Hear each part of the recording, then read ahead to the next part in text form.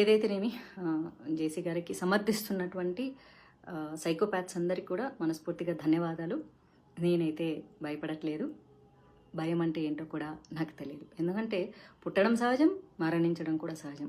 మధ్యలో జరిగేవన్నీ మన కర్మల్ని బేస్ చేసుకునే ఉంటాయి. కాబట్టి నన్ను మీరు కిడ్నాప్ చేయాలనుకుంటే చేసుకోవచ్చు, లేకపోతే మీరు చెప్పినటువంటిది ఏదైనా మర్డర్ చేస్తారంటే కూడా చేసుకోవచ్చు. ఎందుకంటే నా తలరాతలో ఏం రాసి ఉంటే అది జరుగుతుంది తప్ప నా తలరాతలో రాయింది ఏది జరగదు. ఒక కృష్ణ ప్రేమికురాలుగా చెప్తున్నాను, నేను రాజ్యాంగబద్ధంగా చాలా చక్కగా మాట్లాడాను. మహిళల స్వేచ్ఛ గురించి, స్వతంత్రం గురించి, సేఫ్టీ గురించి మళ్ళీ మళ్ళీ మాట్లాడుతూనే ఉంటాను.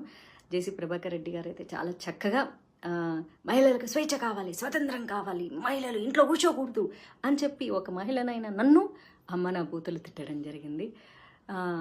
పాముకి 2 నాలుకలు ఉంటాయి, మనిషికి ఒళ్ళంతా విషం ఉంటుంది. ఆ విషముతో కూడినటువంటి పాము నాలికలా మాట్లాడినటువంటి మీ యొక్క వయసుకి కూడా నాకు మర్యాద ఇవ్వాలని ఉన్నా సరే మీ భాషకి మర్యాద ఇవ్వలేక, ఇక ఎలాగూ వయసు అయిపోయింది కాబట్టి మిమ్మల్ని అనుసరించి మీరు మాట్లాడేవి చేదు మాటలు నచ్చే ఎంతోమంది సైకోపాత్స్లు ఉంటారు. కాబట్టి మీ అందరికీ నా పాదాభివందనాలు.